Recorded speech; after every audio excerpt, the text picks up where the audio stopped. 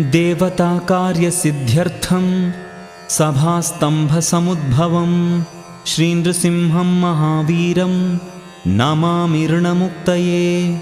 लक्ष्म्यालिङ्गितवामाङ्गं भक्तानां वरदायकं श्रीनृसिंहं महावीरं नमामि ऋणमुक्तये।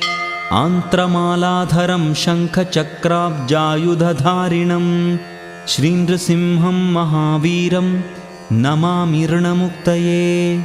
स्मरणात् सर्वपापघ्नं कद्रूजविषनाशनं श्रीनृसिंहं महावीरं नमामि ऋणमुक्तये। सिंहं नादेन महता दिग्दन्तिभयनाशनं श्रीनृसिंहं महावीरं नमामि ऋणमुक्तये।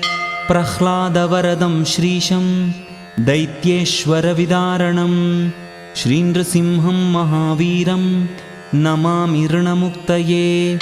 क्रूरग्रहैः पीडितानां भक्तानामभयप्रदं श्रीनृसिंहं महावीरं नमामि ऋणमुक्तये।